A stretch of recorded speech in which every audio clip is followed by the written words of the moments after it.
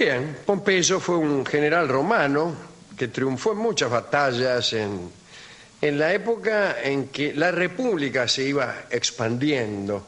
Había nacido en el 106 a.C. y allá en el 84 Pompeyo luchó a favor de su padre, el cónsul Estrabón, y rajó a los opositores de su familia al norte africano y a Sicilia. También ganó batallas en Hispania y fue el que derrotó la rebelión de esclavos de Espartaco, que todos ustedes recuerdan. Pompeyo, Craso y Juan Larrea. Y Julio César, digo. Entre ellos se produjeron algunas discrepancias que llevaron a la ruina de la República y algunas muertes. Muy bien, parece que Pompeyo era muy hermoso. Y tal cosa lo ayudó a ganarse el afecto de las muchedumbres y el favor de las mujeres. Cuenta Plutarco que durante su juventud Pompeyo enamoró a la cortesana Flora, una mujer que siempre se quejaba, ¿no? A esta cortesana le gustaba recordar que ella nunca se había ido de su lado, del lado de Pompeyo, sin llevar sobre el cuerpo la marca de los dientes de su amante. Qué notable gesto de amor, vamos a llamar a las cosas por su nombre. Bueno, el caso es que un día Pompeyo tuvo que ceder a Flora. Le pidió a un amigo que se quedara con Flora.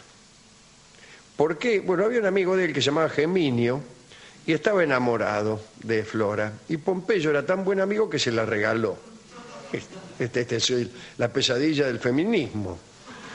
Dice la crónica que Flora sufrió mucho. Imagínense que te regalen y que te regalen a uno que no te gusta. Bien, te hace sufrir. Y se enfermó durante larguísimo tiempo. Los personajes más importantes de la época se disputaban a Pompeyo y a Pompeyo le iban con cuentos y él se negaba a escuchar. Algunos de sus soldados se acercaban a describirle su infortunio y él los rechazaba furioso. ¿Qué se piensan? Pero cuando llegó a Italia, cuando volvió a Italia, Pompeyo le notificó a Mucia el divorcio. O sea, parece que no le iba muy bien con sus amores.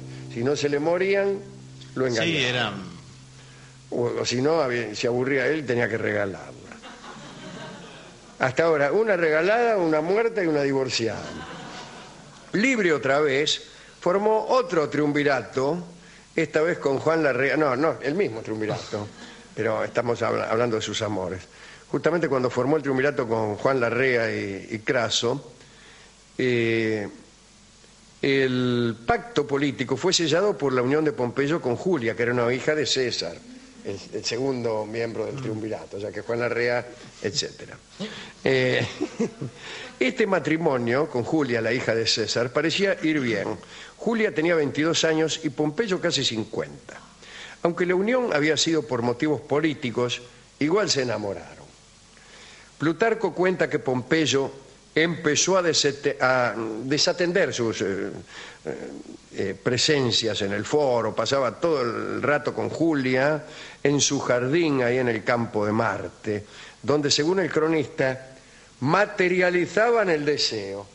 Mirá vos, dale que dale, materializar el deseo. Mire cómo quedó materializado.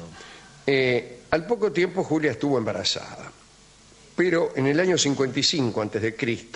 se produjo un incidente. En el curso de una pelea en el campo de Marte, unos hombres fueron asesinados tan cerca de Pompeyo que su túnica, su toga, ¿no?, fue salpicada de sangre. Rápidamente Pompeyo mandó a uno de sus sirvientes a que dejara en casa la toga manchada y le llevara una limpia. El criado, todavía un poco impresionado por el crimen, se presentó en la casa toga ensangrentada en mano. Julia lo vio llegar, vio la sangre, oyó las palabras entrecortadas del servidor y todo le hizo creer que Pompeyo había muerto. Y ahí nomás se desmayó. Aquel desmayo aceleró el parto, que se complicó y bueno, Julia murió, la hija de Julio César, ¿no? Pompeyo quedó destruido. También el pueblo se conmovió por esa muerte y cuando Pompeyo se dispuso a hacer los funerales, una muchedumbre tomó el cuerpo y le dio sepultura pública en el campo de Marte. Un año después Pompeyo volvió a casarse, esta vez con Cornelia, la hija de Metelo Escipión. Se casaron, pero su unión no fue venturosa. Esta unión provocó nada menos que una guerra civil. Pompeyo, aconsejado por Metelo, ese era el consejo, y el era al mismo tiempo el consejo y el consejero. Qué lindo ser un consejo, ¿no? Se apartó de la amistad de César. Craso, el otro del triunvirato, ya se había muerto. La intención de los padres de Cornelia era nombrar a Pompeyo único cónsul y alejar del poder a César. Julio César aceptó dejar el cargo con la condición de que Pompeyo hiciera lo mismo.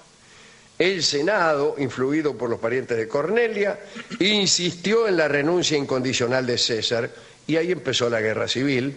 César con su ejército tomó el control de Italia y de buena parte de las regiones dominadas por Roma. Pompeyo tuvo que huir. Llegó a Farsalia, ahí al norte de Grecia. Cornelia lo esperaba refugiada en Mitilene. Al cabo de un tiempo César y Pompeyo se enfrentaron en Farsalia y ganó César. Cuando Cornelia supo estas noticias, sus primeras palabras fueron para reprocharse a sí misma la catástrofe. Dicen que se creyó maldita.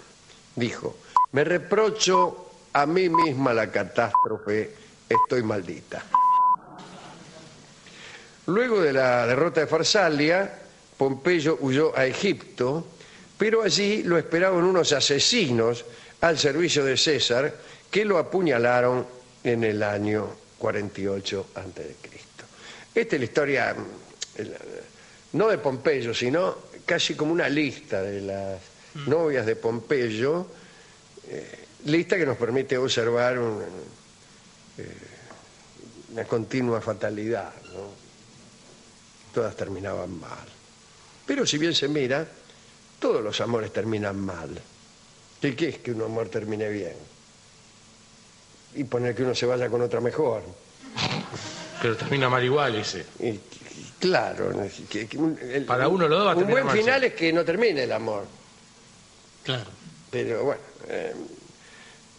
así que todos tenemos mala suerte en el amor. ¿Y cómo terminaron? ¿Quieren que tenga una lista de cómo terminaron mis novios? Peleado. Bueno, me echaron. Yo quisiera dedicar esta charla a Espartaco y a Kirk Douglas, era de Espartaco, ¿no? Y a otro Pompeyo, a Pompeyo Diver, que es amigo nuestro, que por lo menos no tiene un suegro que se llama Metelo. Hemos ido a la discoteca, hemos contado todas estas historias al discotecario, que nos dio una canción que contiene un collar de amores también, y que es Amores de Estudiante, no en la versión clásica de Carlos Gardel, sino en la bella y curiosa versión del trío argentino Irusta Fugazot de Mare. Amores de Estudiante escuchamos ahora.